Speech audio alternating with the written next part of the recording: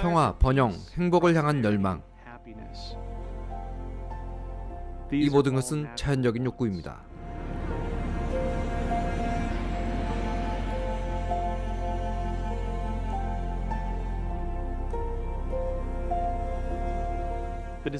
하지만 선을 향한 열망은 악을 행하는 자들에 의해 이용될 수 있습니다. 공산주의는 사람이 만든 지상낙원을 약속하겠다고 선전합니다.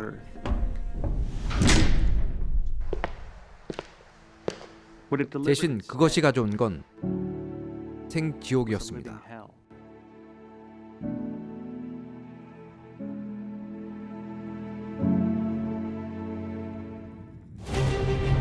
에포크TV 특집 시리즈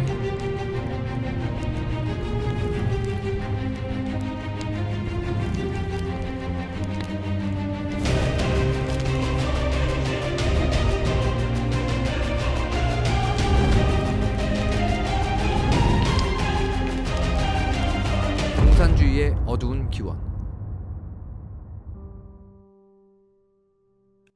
1994년 하버드 대학에서 펴낸 공산주의 백서는 공산주의 이념으로 인해 세계적으로 1억 명 이상이 사망했다고 합니다. 더욱 최근의 연구에 따르면 그 숫자는 훨씬 크게 올라갑니다.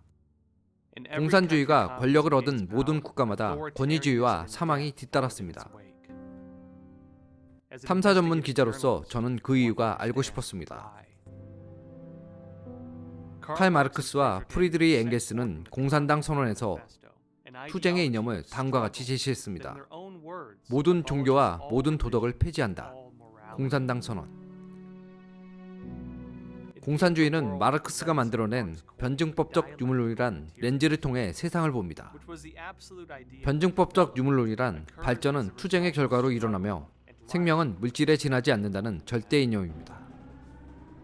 만약 인간의 존재가 물질로 전락한다면 공산주의 교리하에서 생명은 이른바 공공선을 위해 소모될 수 있습니다. 선에 대한 공산당의 정의는 일반인들이 이해하는 보편적 선의 개념과는 배치됩니다. 예를 들어 정상인이라면 대부분 기근, 고통, 대학살이 나쁜 것이라는 데 동의합니다. 하지만 공산주의 리더들은 그것들을 소위 공공선을 위한 성공으로 나아가 필요한 일로 프레이밍합니다. 레닌이 정권을 잡았던 1917년 정권을 반대했다는 이유로 수만 명이 체포됐습니다. 그리고 많은 이들이 집단으로 고문당하고 처형당했습니다. 레닌의 전략은 법적 내지 물리적 수단을 통해 그들의 절대 권력에 수동적이라 할지라도 모든 도전이나 저항을 제거하는 것이었습니다. 사유재산 금지로 러시아 전역의 소작농들은 자신들의 식량과 농기구와 종자마저도 몰수당했고 농경이 불가능해져 생긴 인공의 기근은 1921년과 1922년 러시아를 덮쳐 대략 500만에서 1천만 명을 죽였습니다. 공산주의로부터 혜택을 받을 줄 알았던 농민들은 오히려 그 치하에서 굶어 죽었습니다. 공산주의 흑서에 따르면 레닌은 기근이 수많은 긍정적 결과를 가져올 것이라며 크게 기뻐했다고 합니다. 기근이 러시아 황제뿐 아니라 하나님에 대한 믿음도 파괴하리라고 봤기 때문입니다. 레닌이 사망한 1924년에 뒤이어 스탈린의 29년간 통치는 러시아를 더욱 피바다로 만들었습니다. 더 많은 기근과 숙청이 일어날 터였습니다. 2003년 11월 발간된 유엔의 추정에 따르면 우크라이나에서 700만에서 1천만 명이 살해당했습니다. 카자흐스탄에서는 150만 명이 기근으로 사망한 것으로 추정됩니다. 레닌과 마찬가지로 스탈린 역시 기근을 성공으로 여겼습니다. 그는 6천만에서 6,600만 명 정도를 죽였습니다. 중국 공산당의 마오쩌둥 치하에서 사망은 훨씬 더 많았을지도 모릅니다. 1958년에 시작된 대약진 운동은 4년 만에 4,500만 명의 목숨을 앗아간 또 한 번의 인공 기근을 만들어냈습니다. 스탈린과 마오쩌둥 정권 하에서 역사학자들은 생존에 절박했던 사람들이 서로를 잡아먹었다는 기록을 갖고 있습니다. 그 정도로 야만적인 상황이 되면 사람들은 죽음을 강요받거나 생존을 위해 자신들의 도덕률을 배반할 수밖에 없습니다. 자신들이 지녔던 도덕률을 어기고 나면 죄책감, 자기 혐오, 그리고 개인을 심리적으로 약하게 만드는 모든 것들이 그 사람을 지배하기 시작합니다. 자기 방어를 위해 사람들은 스스로 되뇌기도 합니다. 자신들의 선택이 옳았다고, 도덕이란 상대적인 거라고, 모든 것은 물질에 불과하다고, 그리고 공산주의 세계관이 옳다고 말입니다. 계속되는 공개 처형과 고통과 정신적 외상과 광기는 사람들을 너무나 큰 공포와 충격과 냉담함과 망연자실함으로 이끄는 나머지 어느 누구도 더 이상 똑바로 생각할 수 없게 됩니다. 공산주의의 핵심 목표는 기존의 도덕성을 지우는 것입니다. 그를 통해 공산주의는 전통적인 도덕률을 자신들의 윤리강령으로 대체할 수 있게 됩니다. 아니면 차라리 윤리의 부재 상태로 만들 수 있습니다. 그 강령은 기본적인 인간성 대신 당에 대한 복종만을 요구합니다. 당은 무엇이 옳고 그른지를 정하고 거기에 도전하는 모든 것은 잘못으로 간주합니다. 그래서 공산주의 하에서 도덕, 신앙, 전통은 파괴의 대상이 됩니다.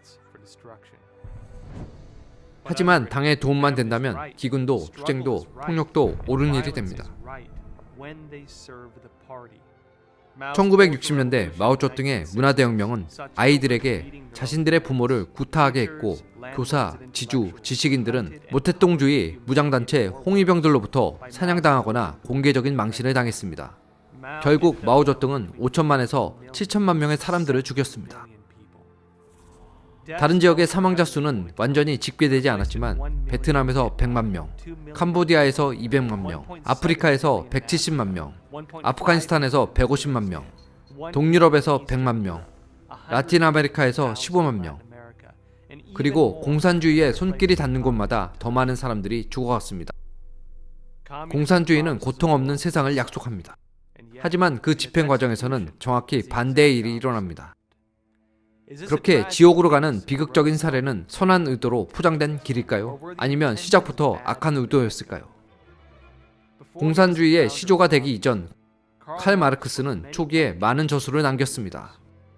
절망자의 기도라는 초기 시에서 그는 이렇게 적고 있습니다. 그렇게 신은 나에게서 모든 것을 빼앗아갔고 이제 나에게는 복수밖에 남지 않았네. 복수라는 테마는 이어집니다. 그의 1839년작 희곡의 제목은 우라넴이었는데 하느님의 또 다른 이름 임마누엘을 거꾸로 발음하고 글자의 순서를 뒤집은 것으로 희곡에 등장하는 인물은 자신뿐 아니라 전 세계를 파멸시키고자 합니다. 1841년작 시 연주자에서는 마르크스는 이렇게 적고 있습니다. 보라, 짙은 피로 물든 내 검을 당신의 영혼에 정확히 꽂아 넣으리니 신은 그 솜씨를 알지도 인정하지도 않으리라. 지옥과 같은 증기가 피어올라 내 내수를 채우니 내가 미쳐 심장이 완전히 바뀔 때까지 계속되리라. 이 검이 보이는가? 흑암의 왕자가 나에게 판 것이라. 나는 사탄과 계약을 맺었은즉 그가 음표를 그려놓고 장단을 맞추고 나는 경쾌하고 자유롭게 장송곡을 연주하노라. 마르크스는 죽음, 파괴, 복수에 집착하고 있었습니다. 공산당 선언이 그런 것들을 완수할 체제를 만들게 될 것임은 당연했습니다. 공산주의는 보다 높은 목적을 추구하는 인류의 열망을 이용했고 종교를 파괴하고 공산주의가 그 자리를 대신하게 했습니다.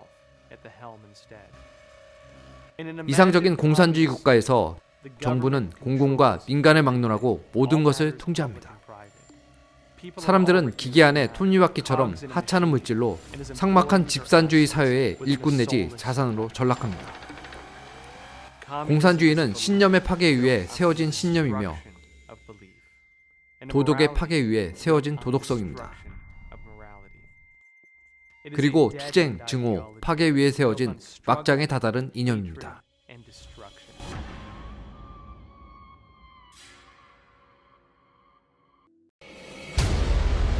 공산주의는 신념의 파괴 위에 세워진 신념입니다. 그것은 가는 곳마다 종교를 파괴합니다. 공산주의의 불경한 아버지는 누구일까요? 프랑스와 노엘 브라쿠스 바베프. 프랑스 혁명. 부당한 유혈 사태로 기억되며 30만 명 이상이 살해당한 바로 공포정치로 알려진 시기입니다.